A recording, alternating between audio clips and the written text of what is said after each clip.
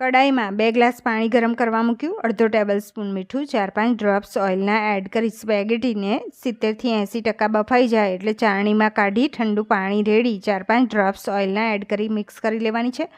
હવે કડાઈમાં તેલ ગરમ કરવા મૂક્યું, એમાં લસણ સમારેલું સાંતળવાનું અને આદુની પેસ્ટ સાંતળી લેવાની છે. એક સમારેલી ડુંગળી સાંતળવાની, લીલી ડુંગળીનો વ્હાઇટ પાર્ટ અને લસણનો વ્હાઇટ પાર્ટ સાંતળી અને ગાજર, કેપ્સિકમ, કેબેજ ઉમેરી સાંતળી લેવાના છે. મરી પાવડર, મીઠું અને red chilli sauce, green chilli sauce, soya sauce, ખાંડ ઉમેરી લેવાની છે. મિક્સ કરી લઈશું અને 2 ટેબલસ્પૂન જેટલો ટોમેટો કેચઅપ એડ કરી અને બાફેલી સ્પેગેટીને એડ કરી લઈશું.